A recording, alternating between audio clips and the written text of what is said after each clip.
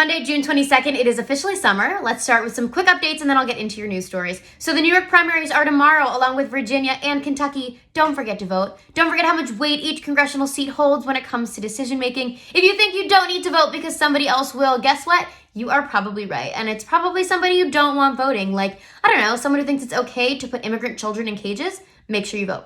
Moving on to the Arctic. Temperatures in the Arctic Circle hit record levels this weekend, the hottest ever recorded. Some of you still deny climate change because it hasn't affected you yet. Well, it will. And if you don't care about polar bears, well, I don't need that type of negativity in my life. Moving on to the World Health Organization, who on Sunday came out and reported the largest single day increase in coronavirus cases, with more than 183,000 new cases in 24 hours. Brazil led the way with this, followed by the United States.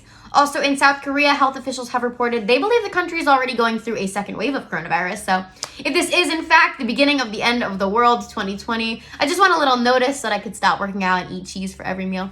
All right, let's talk about the news stories now. So let's start here with Florida. So we know Florida's governor was in denial of the Rona problem. Well, has he come to his senses? Governor Ron DeSantis finally acknowledged on Saturday that the rapidly growing number of coronavirus cases in Florida has to be attributed to something more than just more testing. Well, how does he plan to address this? He has announced plans for enforcing stronger social distancing rules in bars and nightclubs. Bars and nightclubs. Why are nightclubs even open? Anyway, he has shut down Cuomo, who has suggested he quarantine Floridians, especially ones in nursing homes.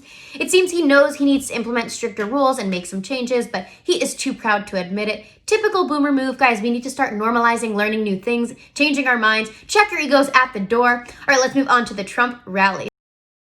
So it turns out I don't give Gen Z enough credit because teenage TikTok users and K-pop fans say that they are at least partially responsible for the less than turnout at the Trump Tulsa rally this weekend. So the fire marshal counted 6,200 scanned attendee tickets out of the arena that holds 19,000 plus. This does not include staff, media, or those in the box suites. Teenagers took to the internet to spread the message through TikTok to sign up for tickets for the rally and then not show up. They all deleted these posts about a day after to make sure the mainstream media did not catch a wave of it. Quite a plan by these Gen Z masterminds. Finally, somebody putting TikTok to good use.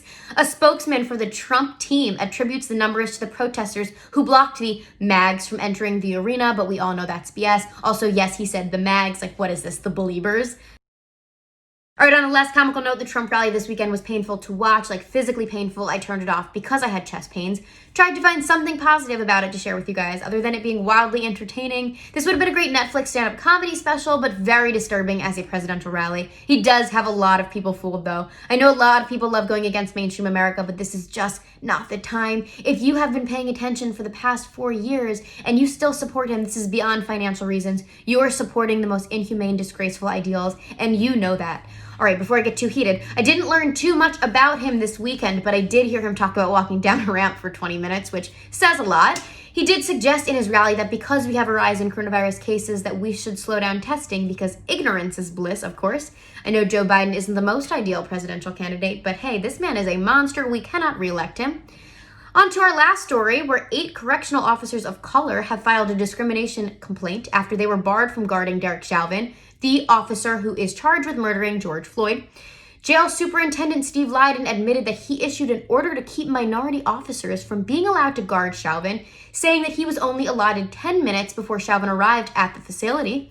Well, he has come out and said, I realize I erred in judgment and I issued an apology to the affected employees. Yeah, but there's no racism in the system, right? 2 out of the other 3 officers have been released on bail and Chauvin will be seen in court next week. That is all for today's news. I will see you guys on Wednesday.